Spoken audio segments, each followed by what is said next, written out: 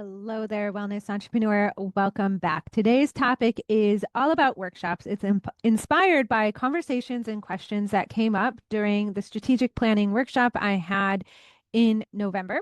And speaking of an upcoming live workshop, if you want your questions answered and want to be part of community and conversations with other practitioners just like this, make sure you get registered for the Revenue Shift workshop. That is going to be the end of January, but you can get in now and make sure your spot's saved and know that you're going to be part of the conversation.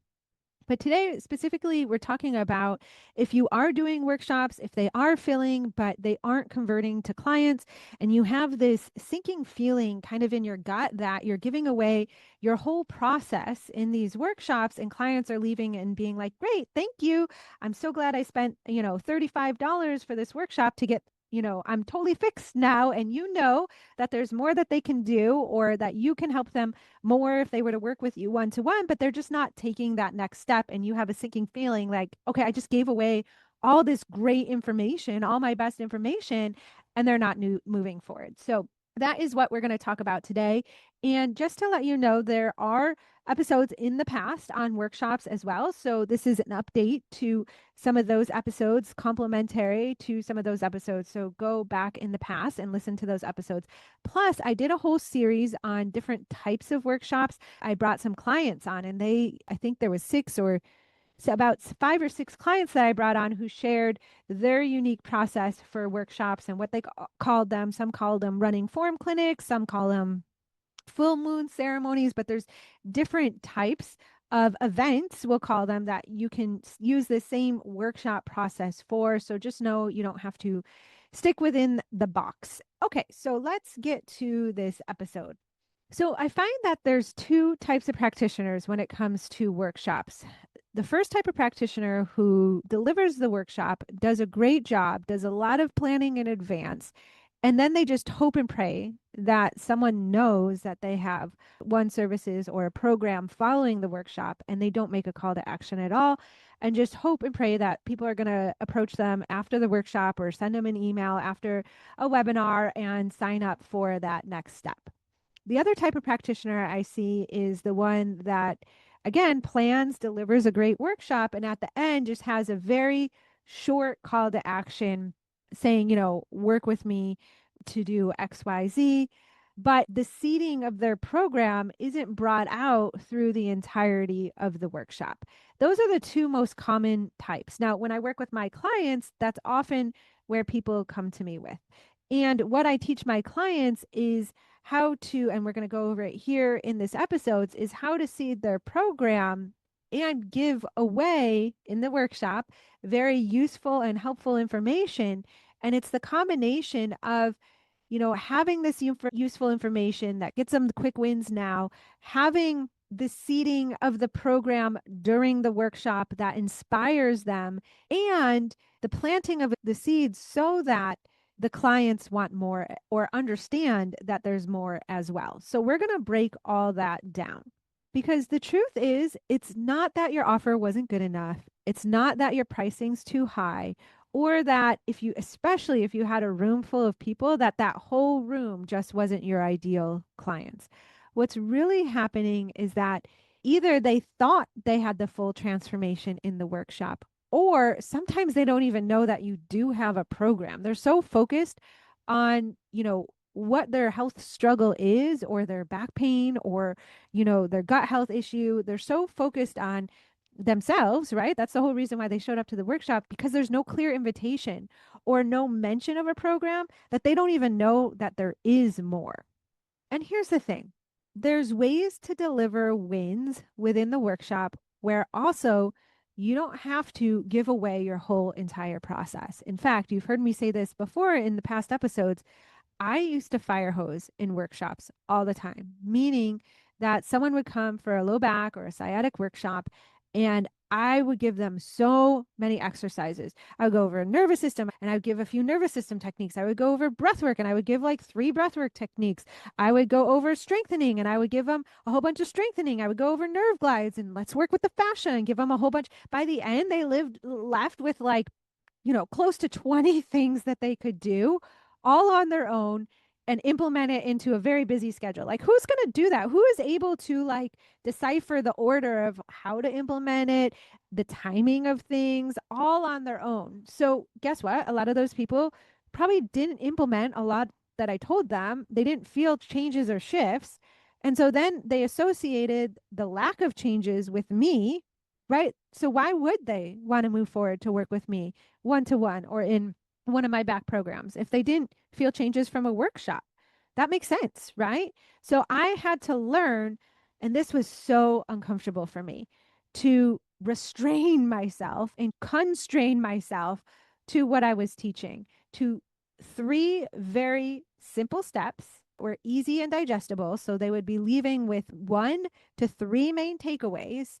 They would have 3 client stories where they could imagine and think about, or my story that they could imagine and think about, and they would know how to implement it. So it was digestible, it was doable, it would give them a win, and I would seed my program through all of that. So with a clear call to action at the end, it didn't have to be big or long. I didn't feel salesy when I did it because it was all prepping towards that. It was like, and I knew this, there's more. And if you want to work with one to one with me to have this whole process individualized for you and get the next steps, the next phases, the next part of this, then book your consultation so you can learn more.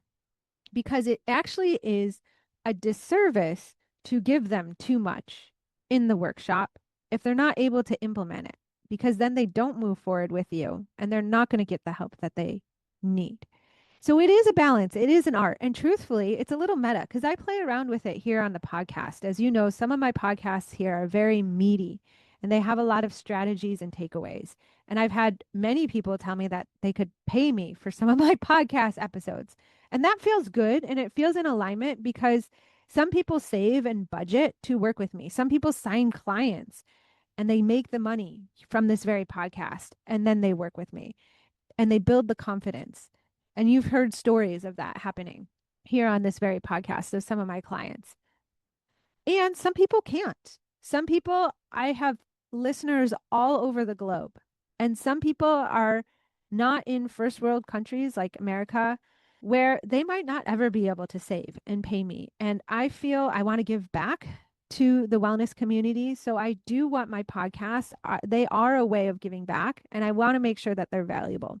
But if you look through all my episodes, I'm always telling client stories. I'm always seeding my program. I'm always telling about the next workshop or the next step. So it is an art and it's not perfect. And sometimes it's messy. And sometimes you'll go through phases of figuring it out. And then you'll go through a next evolution in your business, or you'll have a great idea that you want to try in a workshop and it's new. And you might give away too much information there and you'll learn from that and go forward. And it comes in waves and cycles. So just know it's not perfect. I'm always learning this too. So here are some areas to consider for your next workshop. You want to think of a specific problem that your workshop will solve and how it will tangibly improve their day to day. And that will allow your messaging to be very specific to the ideal client that you want to reach, and it will land and resonate with them because they will know how the workshop will apply to their life. So it could be something on back pain. It could be confidence, but to do what? It could be working through the inner child issues that they have so that they can do what again? So you want to consider who the workshop's for and what they're going to learn with it. And you can have it very narrow if you wanted, because then that opens the door to all kinds of future topics. In fact, I find that with workshops, the more narrow you go, it both opens opportunities for the future and it calls in more people with that specific problem. So instead of gut health, for example, you might choose to say yoga for IBS. That's pretty specific. Or instead of a pelvic floor workshop, you might decide to do, a workshop for urinary incontinence. So you can be more narrow. That allows your messaging to be more specific. Then after you consider the topic, you want to see what are the 3 takeaways or the 3 steps that you can teach them. And within those 3 steps that they're just taking away one clear, actionable strategy. And maybe they'll workshop it right there, some of it. That's the whole benefit of a workshop. and a client win or your story that correlates to each of those steps. And I learned this from my coach, DL, really bringing in the client stories to each of the steps. I also learned it myself when I would seed my program and tell client stories in my yoga classes or other workshops before meeting my coach. I called it selling without selling. So, seeding in a story that's very specific to each of those steps or those takeaways. And within that whole process, you are going to want to give so much information. And here's where the mindset work of constraining it comes in. So you know at that moment when you're planning the workshop that there is more or the gap, right? You know what's still missing. You know the information that they're not going to get, and that's okay. You have to reframe this for yourself or make it right for yourself so it does feel truthful in alignment that A, you can hold a part B workshop if you wanted to give more of that information, or a lot of you want them to come to the program. That's what you tell them. Okay. And the work I do next with my clients is this, and that's what we can do together following the workshop. It naturally leads to a great invite for your program. And it's not gatekeeping. There's a difference. Gatekeeping, in my mind, is intentionally withholding information so that they go and work with your program, right? That is a strategy. And actually, there's a lot of influencers on social media saying, stop the gatekeeping and this or that. I'm not saying to gatekeep with the sole intention only so these people join your program, right? The difference is number one, you are giving them wins. And number two, you're not gatekeeping only so they join your program. You are strategically leaking out a digestible amount of information so that they implement it and actually get wins and then move to the next step. It's a very different intention. And when you go in with the mindset of, the second part, what I described, with the mindset of like, okay, I'm going to give very doable, implementable information so they get wins, they feel changes, right? So you're not a lot of gatekeeping is like you just give away fluff. There's no actual tangible information that you can say, oh, I'm going to take away this key insight and implement it. That would be true gatekeeping. You're actually giving away, well, there some workshops they're paying for it, right? So you're giving them in that workshop experience, you are giving them digestible wins. You're not fire hosing them, which is what I used to do, with so much information that they feel that they have everything, but they can't really implement it on themselves. That is the main difference. And when it comes down to it, it's really simple. Often the reason why we don't do that is because it feels really uncomfortable, not just to teach them everything. It's actually harder to constrain and restrain yourself from giving away so much that it's more of a brain challenge and a mindset thing, and it takes more time to filter and sift through the information to determine what to teach and what not to teach, and what are the three steps and how can it be simple and digestible so they do get wins and they want more. That actually requires a little bit more energy and a thought process versus kind of modality vomiting on them, to put it lightly, right? So this is a huge awareness. So let's go over the steps, right? I'm making it simple here. Is choose the topic and make it specific. I actually say go narrow and speak to a specific person and a specific problem that you're going to solve. And that'll help you constrain your information as well. Then number two is, break it down to three steps or three takeaways and include client stories or your story and seed your program throughout all of that. Then number four, all of that naturally leads to the invite, the call to action for the next step, and tell them why that's important. And you can even tell them the gap that they're missing, right? So you'll know the gap when you're implementing those or designing the workshop and creating those three steps or those three takeaways. You'll know the gap, and you can even bring it up in the invite. Again, not from a place of gatekeeping, but from a place of, hey, here's your transformation that you have now. And in fact, in some of those transformations, and I have clients that do this, my client Betty, she's a somatic practitioner. She does it before, after in some of her workshops. And I used to do that as well. So they can feel the changes in that moment. So, you might say you came to this workshop and you weren't able to reach your shoulder overhead, and now you're reaching much higher, or whatever it is. You came in and your pain was, 6 out of 10, and now it's dropped down to 2 or 3. That's real change that you did here in these 2 hours. And I'm going to invite you for an opportunity now to make a lasting change. You know now how to reduce your pain, but let's get it to stay, because often what happens, you go out the door into reality, and life happens and you forget the process, or it doesn't become a habit, or it's not ingrained in your nervous system, or you need the next step. And that's what I'm here for, to help you create long lasting change. Something like that, right? That leads them to the next step, to wanting more. So if you're interested, just come up to me after the workshop, or I'm going to drop my consult in the Zoom chat and book your consult right now to talk more about working with me. It can be that simple. And if you're feeling that the gap is manipulative or you're being too gatekeeping, just remember the gap always exists, right? No one can know everything. And the gap is really, in my mind, the difference between consuming information versus implementing and transformation.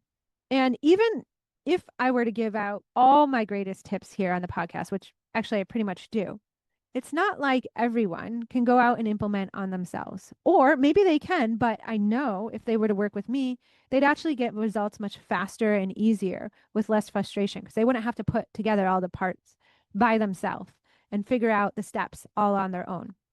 And because we're human beings, we all have nervous systems, protective mechanisms, and a brain that sometimes derails us from our best intentions. And it takes another practitioner, an outsider, or it takes a practitioner to highlight those mindset blocks and obstacles, or help navigate a really busy schedule so they can actually implement what you're helping them to do and achieve into their day-to-day schedule. So there's so much beyond, you have to remember, there's so much beyond those 3 steps of what you're actually teaching in the workshop. And that hopefully will lend so much confidence for you to show up proudly and be like, yes, here's the change that you got today, and here's more. And that's what I want for you. Okay, so this is a short episode today. If you want to experience this with me live, then you can come to the Revenue Shift Workshop at the end of the year. I'm so excited for 2026 and all that I have in store for you. And also, I hope you had, I'm recording this right off the Thanksgiving here in the States, Thanksgiving holiday. I hope you had a wonderful Thanksgiving. We had a lot of fun here. The McLeans, we traveled up to Ojai, where my husband's parents live, and it's just so beautiful and serene up there in the mountains. We went to a theology bookstore that was non-denominational, and my daughter had some fun connecting with her spirit animal, and we got some beautiful wind chimes, and we biked there and back in the mountains, and my husband and I had a wonderful date night, and we spent a lot of time with family just hanging around, and it really was a nourishing and relaxing holiday. And I hope you had the same. And I hope you're able to bring all of this into the end of the year. And if you celebrate Hanukkah or Christmas or and in New Year, I hope you're able to bring some of that relaxation and nourishment into the last few weeks of the year as well. And of course, if you want my help, just reach out and I'm happy to help you for 2026. All right, that's what I have for you today. I hope you have a wonderful week, and I'll see you next week. Bye for now. This episode is brought to you by Jane, a practice management software and EMR designed for wellness practitioners who value structure, simplicity, and calm growth. If you're a skilled wellness practitioner who's tired of tech overwhelm and administrative chaos, Jane understands. Your expertise should be focused on client transformation, not wrestling with software. Jane provides the structure and systems you need to run a sustainable practice.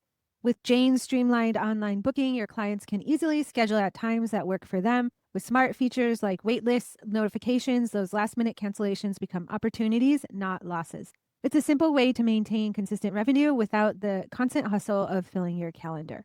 During sessions, Jane's AI-powered documentation helps you capture important notes, efficiently allowing you to stay present and focused on delivering exceptional care. After appointments, you can end on a healing note rather than a transactional one by charging cards on file and handling rebooking before the client leaves, creating the organized, professional experience your business deserves.